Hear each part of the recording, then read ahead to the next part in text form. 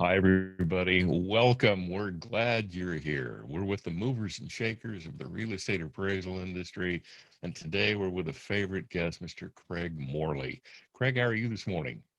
Doing well. Thank you, Tim. Nice to see you again this morning. It's good to be with you. And it is morning. It's ridiculously early in the morning, but we're just not going to go there. We're just not going to go there. Now, Craig is with us this morning, not because of the various positions and chairmanships and presidencies, et cetera, that he holds. He's with us as a well trained, interested, concerned appraiser who spends a lot of time thinking about things in appraisal that we typically don't think about. For example, today we've decided that we're going to talk about the art and the science of real estate appraisal and how sometimes it's difficult to distinguish between the two. Now, Craig, you and I have spoken off the air. Uh, you've been on an appraisal board, and you've sat in judgment of other appraisers and the work they've done. Uh, Obviously, you've seen some examples of superb appraising. You've seen some examples of, well, let's be as nice as possible, less than superb appraising. Uh, Drawing on that experience and knowing that appraisal is both a science, yet there is an art function to it. Do you see that appraisers are putting enough emphasis on the science, or are appraisers depending too much on the art end of things? Well, certainly the people who end up before a state appraisal board where they found some substance to a complaint where there's an appraisal deficiency, in almost every case that I've been involved with, it seems like the problem is too much of the too much of the appraisal has relied upon the art and too little was based upon the analytical science part of the development and the communication of the assignment results. And so I think that as we look to the future, if we want to stay relevant as appraisers, we've got to spend more time focusing on the science, on the analytical side, so that when we have to use our judgment or the art portion of the developing of our opinions, that they have a little better credibility than they seem to have, at least in the cases where some of these complaints are concerned. Craig, let's talk about the analytics. In fact, let's talk specifically about the analytics that USPAP requires. Now, standards 1-1, 1-3, 1-4, and to some extent 1-5 require the appraiser to enter into a great deal of analytics. Standard 1-2 requires the appraiser to uh, do some identification. And then standard 1-6, which is the reconciliation standard, requires the appraiser to bring all of that stuff together. So, just as a preliminary question before we get into further discussion, are we looking at standard rules 1-1 through 1-5 as the science of real estate appraisal and then 1-6 as the art of real estate appraisal? Yeah, I think in a broad brush overview, I think that's correct. Within all of these various elements, with the exception of maybe just the factual collection of factual data, there's a certain degree of judgment that's required in each of the development portions of the assignment. But I think at the end of the day, as we reconcile all of these things that all of the gyrations we go through to get to that point, that's really where the better part of the art or the judgment is required in developing those final opinions. But I think one of the challenges that many of us face is as we are going through and trying to determine what are the characteristics of the property. Is this a good quality property or is it average? How does the market respond to the various physical characteristics associated with both the subject and whatever data we're considering to be comparable? And so even within the development of these various approaches, there's a certain amount of judgment that is required in rating or classifying the subject and the comparables. But at the end of the day, the better we are at developing these a system, a standardized method to do this, the better off we are in coming up with results that people can believe and that make sense to the people who are using the appraisal. Okay, Craig, let's follow up on that. Standard Rule 1-3 is the market analysis, and I stress that word, market analysis and highest and best use standard rule. Now, it has 5 components of analysis into which an appraiser must analyze in order to come up with a highest and best use conclusion for the property. Now, let's take a look at the third one, which basically is economic supply and demand. Now, most appraisers, especially residential appraisers, are going to go to their local MLS and they're going to start pulling data from their local MLS. And those are going to be current listings, current sales, expired listings, days on market, price changes over time, so on and so forth. Now, obviously, the appraiser doesn't have to do the statistics. The MLS does the statistics. The appraiser just has to input the data. So, in not having to do the statistics, rather in having to do nothing more than engage in the judgment of which data to ask the appraiser, ask the computer, ask the MLS to highlight. Is the appraiser abandoning the analytical component, the scientific component of real estate appraisal, and in order to depend solely on his or her judgment? Or is there a scientific aspect of entering search criteria, entering filters, et cetera, so that the data that come out of those particular searches indeed represent a statistically significant sample of the data? Or am I just totally barking up the wrong tree with that question? No, I think that's an excellent question, because I think the thing that we oftentimes fail to realize is that we're trying to represent or to understand how the market is responding. And at the end of the day, an appraiser really is an economist. You know, we're trying to find, if we look at the pure definition of market value, it's the point at which supply and demand meet. It's that point of equilibrium. And as we look at a supply curve and a demand curve, and you find that place, we find that that point sometimes moves up and down those respective curves as market conditions change.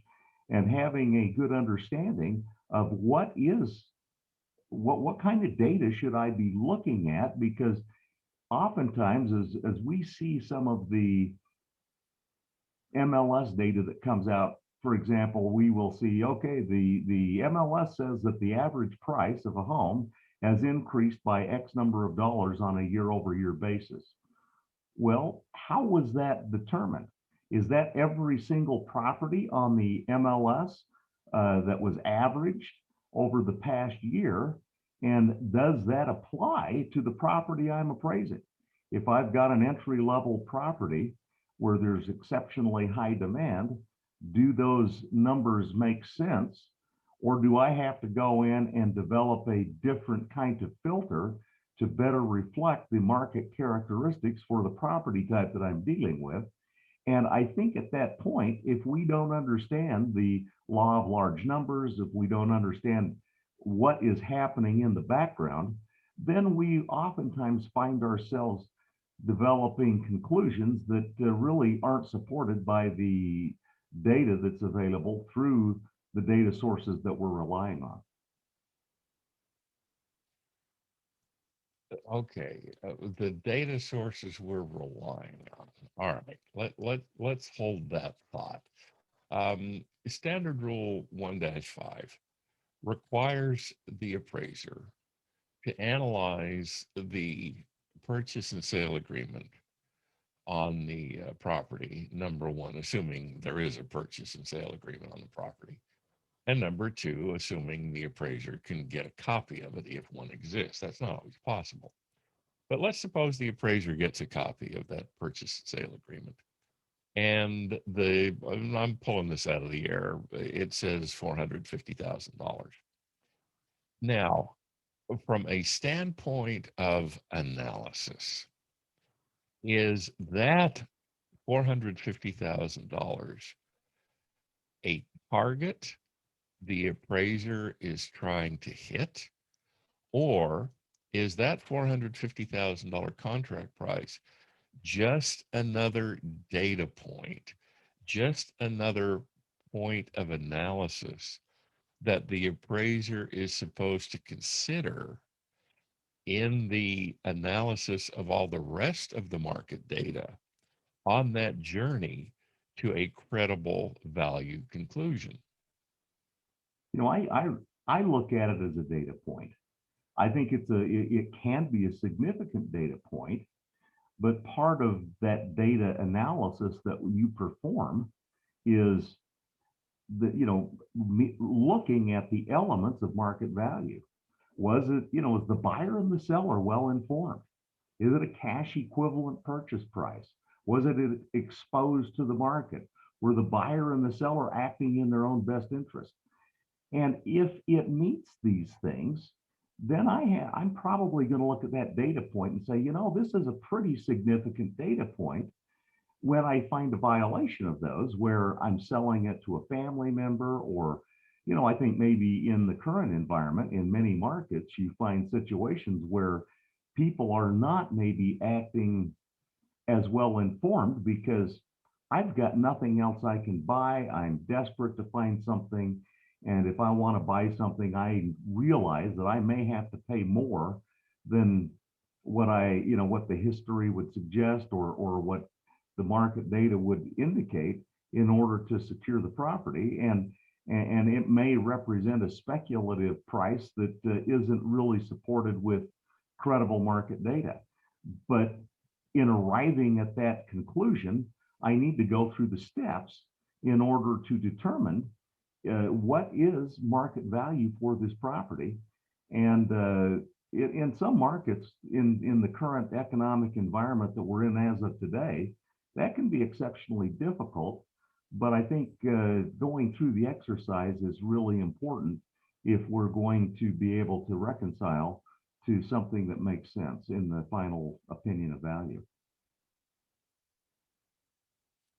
Craig, you just made two references to going through the motions. In other words, before you can determine how much weight to give that purchase and sale contract, you have to analyze it in light of the rest of the data in the market. Do I understand that correctly? Yes, that's correct. Yes. Okay. So then what you're saying is, before the appraiser can exercise judgment, which is how much weight to give the purchase and sale contract in the final value conclusion, before the appraiser can exercise judgment, the appraiser must first go through the analytical processes to see what any particular data point indicates. Is that correct? Yes. Yes. In fact, in So in a real the sense, this is analysis, a the comparable sales. analytic, Excuse me. so the analysis, I'm sorry, go ahead. No, go ahead. Okay. So what you're saying is the analysis, the analytics must be there. In other words, the science of appraisal must be there before the judgment, the art of appraisal can take place. Is that correct? Yes. Yeah, I think that's exactly right. Okay. Now let's hold that thought for a second. And now I'm going to ask you a question in which I know you're not expert, but you have some experience with it. Now, the concept of the analysis, the analytics having to come before the judgment. In other words, the science must come before the art. Is that something we teach in basic appraiser qualifying education? Well, it's been a little while since I've gone through the basic appraiser qualification classes, but I think we would hope that that would be the case, but I fear based on some of the activity that we see going on and some of the complaints that are filed that if it was taught, it didn't sink in very well. That's a very thoughtful way of putting it. And because I know where you took your undergraduate degree, that you were given a great deal of analytical training. Um, do you think that, and if I'm putting words in your mouth, tell me so I can apologize. Do you think that this lack of analytical training, in other words, this lack of an explanation, that the analysis has to come before the judgment, Yeah, I see no is way. an area of weakness in appraisal training? Yeah, I see no way to have an effective way to apply judgment without having the analytical portion of it completed first. Uh, I know a lot of people who kind of take the position that I'm paid for my opinion, and while I guess in the broadest sense that's true, in reality, if your opinion isn't based upon analytics and good judgment, nobody cares. And so it really becomes important in order for us to remain relevant in this ever-changing world of analytics and big data and all of that we are using the science more than we have in the past, so that the judgment that we are applying becomes more reliable and better supported than what it has been in the past. And I think that's what the market is really looking for in appraisers as we look to the future. So could we modify that statement about being paid for our opinions to say we are being paid for the analytics upon which we base our opinions? I think that would be we would hope that would be a more accurate reflection of what it is that we're doing. I worry that many appraisers have been trained based on based on some of these anecdotal things that we've been told over the years. And we find that when we're using some of these outdated anecdotal formulas to come up with our opinions, they tend not to be very reliable in the final at the end of the appraisal. Craig, let me ask you another. Let me phrase this question hypothetically.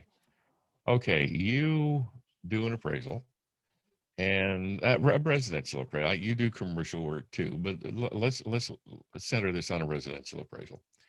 And you're pretty happy with your analytics. You're pretty happy with your sales data, and you come up with a value range in the sales comparison approach of $425,000 to $465,000. Just pulling numbers out of the air. And you look at that and you say, it's Friday and I want to go home, so I'm going to go with 450. And you say, okay, the property's worth 450, and you send the appraisal off. All right. Now, 6 months later, you get a note from the lender, not from the AMC. You get a note from the lender saying that in a random audit, your appraisal was chosen.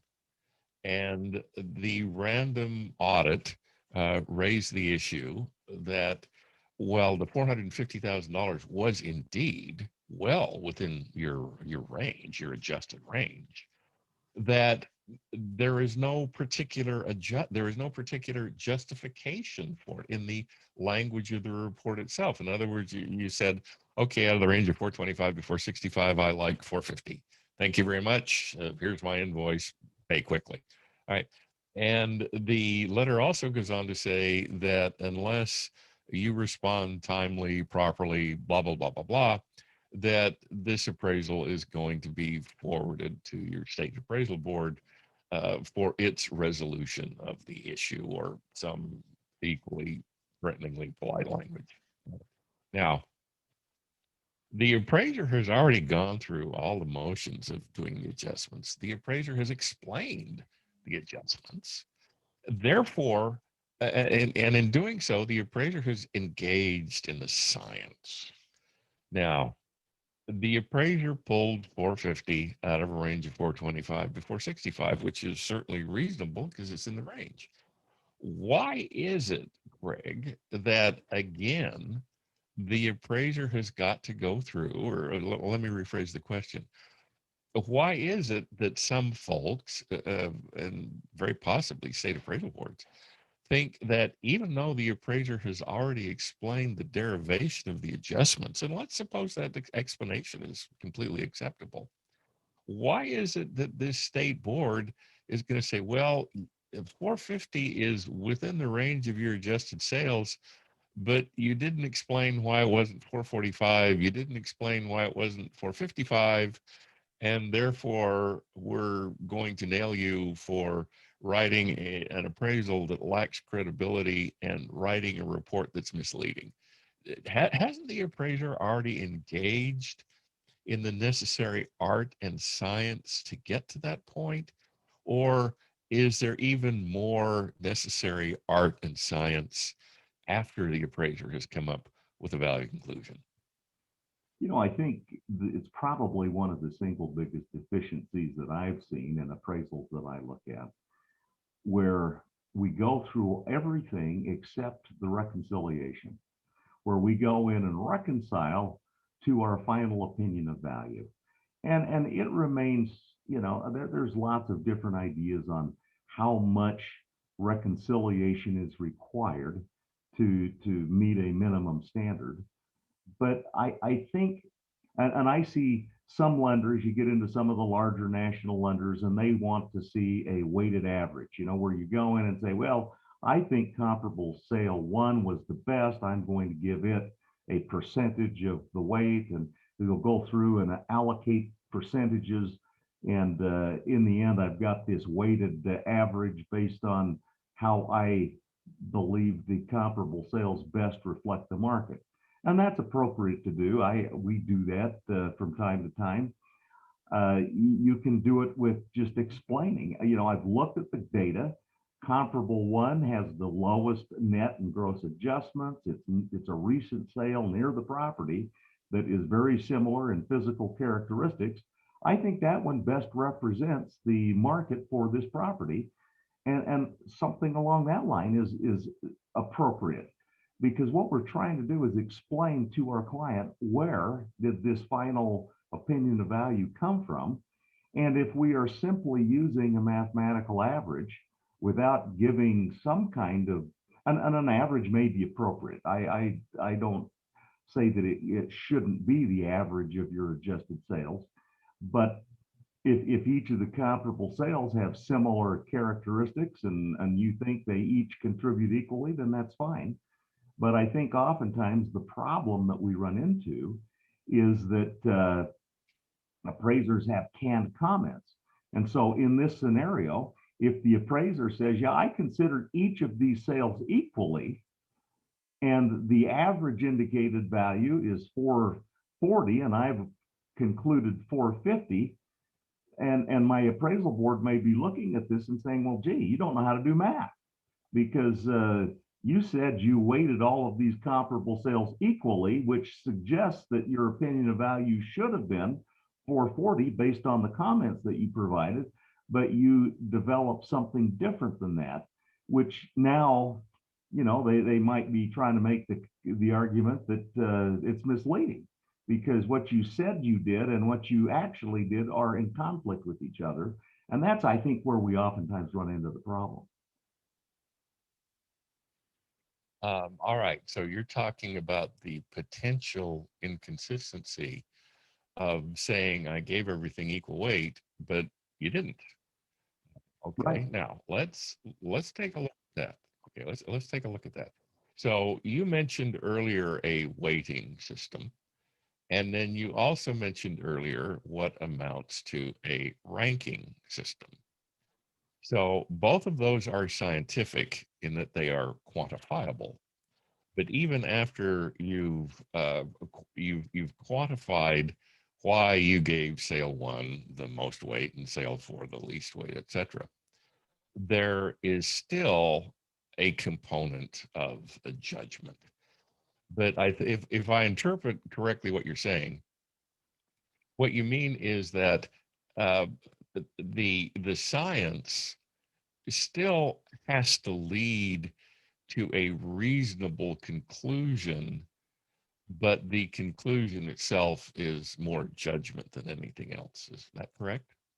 Yeah, I think that the judgment is the application of the science. Once you've exhausted the scientific analysis or the analytics, I now have this range of value uh, and unfortunately, most of, at least in the lending community, but it seems like most of the people you deal with are wanting a point value, which some will argue is not the best way to arrive at this, because you get four buyers and four sellers, you might end up with four different prices. And so is a point value something that makes sense or not? But at the end of the day, that's what your client's asking for. And so being able to take the analytics and reduce it down to a point, this is why I think it's this number, is the application of the science measured with good judgment and experience that is saying this is where I think the value ought to be. Okay, now thank you. Let's hold on to that concept of the reconciliation, which is standard rule on day 6.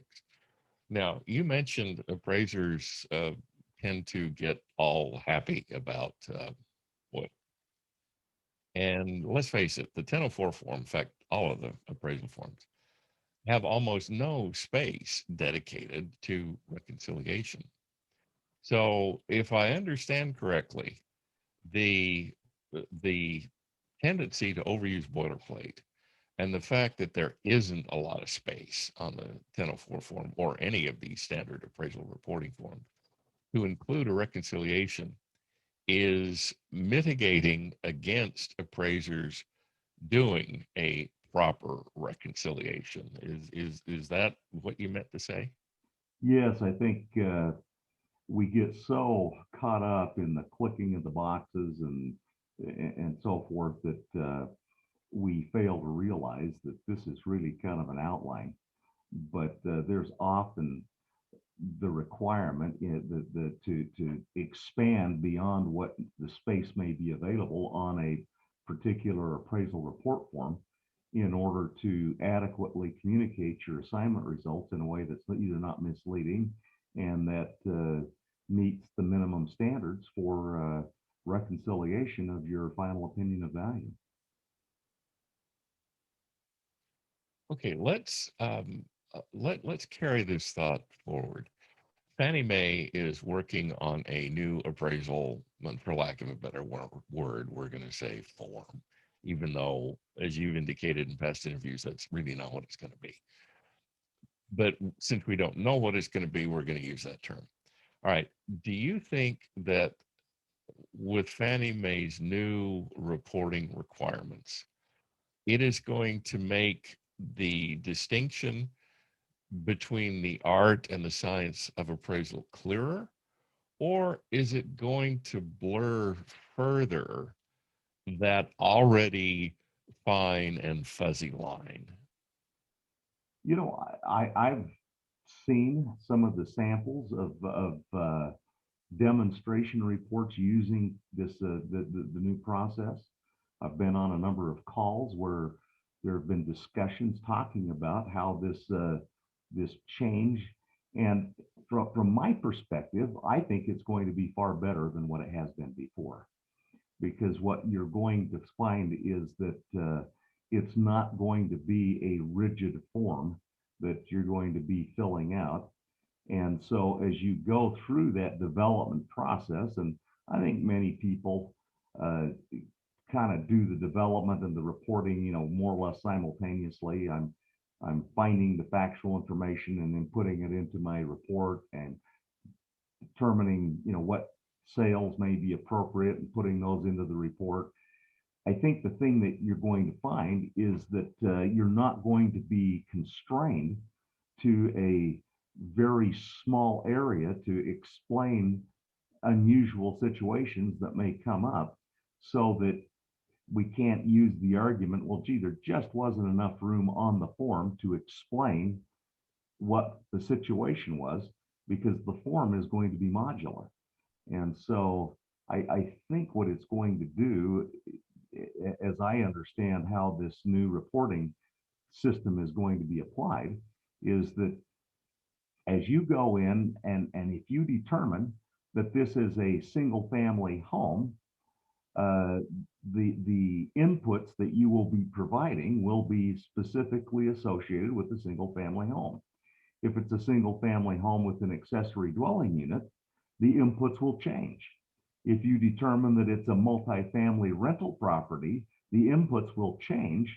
And so you're not going to have form numbers. You're not going to have these very small areas to explain things that may be a little bit more complicated than what the traditional forms have allowed for. And so I think at the end of the day, it's going to result in a better reporting of the assignment results than what we've traditionally seen on the form.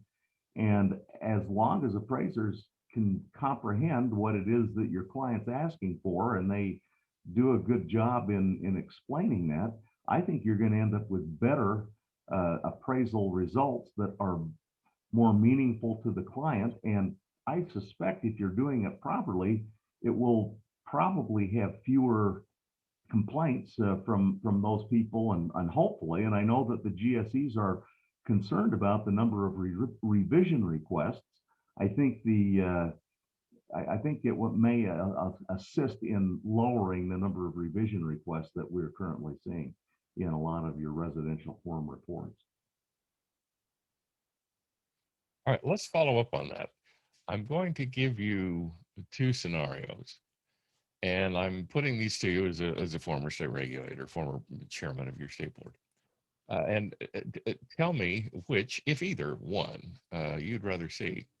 You've got a property, excuse me, you've got an appraisal that is very heavy on analytics, and the analytics are by and large well done. But the appraiser didn't go to any great lengths to explain what, who, what, where, when, why, and how. Then you've got another appraisal that the analytics are okay, maybe there's some rules of thumb there, etc. But the appraiser told you a really good story. Now, I don't mean a story in the sense of lying and making something up, but the appraiser made it very clear why he or she went where he or she went, made it very clear which adjustments were applicable, which adjustments were not, made it very clear why out of the range in the sales comparison approach the appraiser chose the final value opinion, etc. So I have two questions now based on those scenarios. Which one of those would you rather receive, and which one of those is going to sail past the state board faster? Well, I think if I've got the analytics that are well done, it's probably not going to end up before the state board. And I think if I've got the good explanation and I've got at least some analytics, it's probably not going to end up in front of the state board either. Usually the stuff that ends up before your state board is where there's significant deficiencies in both of those areas. But I think from my experience in dealing with users of appraisals is the second scenario is more often the scenario that is best received, because most users of appraisals can look at these charts and tables of statistical summaries and they can't make heads or tails out of what it means. And so even though the appraiser may have a great understanding of what those mean, unfortunately, oftentimes they don't. But assuming that they do, explaining, what the data means is probably more important than having incomprehensible tables of the data that haven't been appropriately summarized and explained to the user on why this is meaningful data. And as you and I both know, we can collect gobs of data and put it into a table, and it may or may not mean anything. And if we don't understand it, and if we don't help our clients understand it, it may not be as useful as we think it is. Craig, as we wrap up, let me see if I can summarize here. I think what we've talked about here, we've said three things. Number one, that the analytics, the analysis must precede the judgment. The judgment must make clear what it is we did and why we did it. And then the narrative we present to our clients must be easy to read, easy to understand, and present the facts, present the analytics, present the data, the facts, the analytics, and the judgment in a straightforward, easy to understand manner. Would that be a good summary of what we've talked about here today? I think it is. I think that is the goal that we should be working towards, is providing results that are meaningful, that our users can understand, and that it's more than just simply saying, well, I adjusted this much per square foot, without some kind of analysis that says why. What method did I use, and where did that number come from? I'll tell you where I think the biggest challenge that we face is in some of these less, there's significant characteristics, but there may be a little harder to measure. I've got a view. How much is that view worth relative to something else? And there's ways to measure those things. The quality and condition seem like they ought to be pretty easy to quantify, but sometimes they're not. And so I think in helping our clients understand, why did I do what I did in something other than a canned comment that could apply to about anything, becomes pretty important, because we oftentimes find things like view or location can have a profound influence. And yet, if we don't have some method to measure those things and to do that in a way that people can understand and it makes sense, can oftentimes result in some unreliable appraisal results that then might find ourselves in trouble as we try to explain to an investigative agency, saying, well, my supervisor said that a view is always worth $10,000, and we have an appropriately developed an adjustment that makes sense in the context of the market. Craig, you're in a brand new office, and I have not visited your brand new office, so I don't know where you keep your crystal ball anymore. But pull your crystal ball out and see if there is an answer to this question, would a client rather have a $50 AVM, or would a client rather have a $500 analysis of the market and the risks in it so that client can avoid those risks? Well, depends on the client, I guess. I know a lot of I know a lot of clients that think that the appraisal isn't worth much more than the AVM. It's just that the regulators say they've got to have one, and I think the reality is that when I see the desires from the secondary markets, I think one of the problems that appraisers have is we think that the most important thing that we do is provide the opinion of value. And if the most important thing that the client is looking for is an opinion of value, maybe the AVM is the answer to the question. But when the client is looking at a risk assessment tool, they're looking at all of the elements of the appraisal in determining that risk. And so when we're using poorly developed neighborhood descriptions and poor, canned comments for site and building improvements and highest and best use, and when we're not providing good analytics to develop the adjustments, they may as well get the AVM, because the client is looking for specific analysis that help them assess the risk. When I think that we look at this appraised value as being the all important number, and clearly it's a significantly important number, but oftentimes when you've got a lender who is looking at taking collateral as the potential repayment option, if the borrower doesn't make repayment of the loan, they're trying to determine, is this property within the context of the neighborhood or not? And how hard is this property going to be to sell if we have to foreclose on it? And if we haven't accurately described the economic characteristics of the neighborhood, the physical characteristics of the neighborhood, value trends, and those kinds of things, then our clients start to look at the work we're producing and saying, it doesn't really help me. I was listening to Fannie Mae and Freddie Mac not long ago go through and explain their frustration that they have got clear data analytics that say a neighborhood is increasing at a significant rate.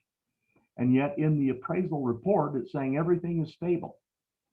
And I don't know why appraisers do that, other than I guess if you say that it's stable, I don't have to provide competing listings or something. And so I'm going to just mark stable because it's easier to, complete the report. But I think at the end of the day, if we're not accurately reflecting all of the elements associated with the economic environment in which the property is located, that we actually undermine the longevity of our place in the market in providing reliable valuation services. And so, if there's a message I could get out, it's make sure that you realize that this appraisal is more than just an opinion of value, and that you've got to do all of the elements to come up with a reliable appraisal result. Got to do all of the elements to come up with a reliable appraisal result. I think that's a great summary, Craig. Thank you. Before we sign off, is there anything else that floats your boat? Any other pet peeves? Any other soapboxes you want to stand on? No, we don't have enough time. Okay. And I know exactly what you mean, Craig. Well, Craig, again, I want to thank you. I want to thank you for your time, your expertise. Please let me extend my best to your family. And with any luck at all, we'll see each other we'll see each other, as well as all of our viewers, in November at the Appraisal Summit at Planet Hollywood. So we look forward to seeing you there. Craig, thank you. I appreciate it. Thank you so much. I hope we get a good turnout at Planet Hollywood. I hope everybody is about fed up with staying home and doing Zoom meetings. So let's get together in living color and see if we can spend some time. I think that'd be awesome. Sounds good. All right, Craig, till next time. Thanks. Bye Thank now. you.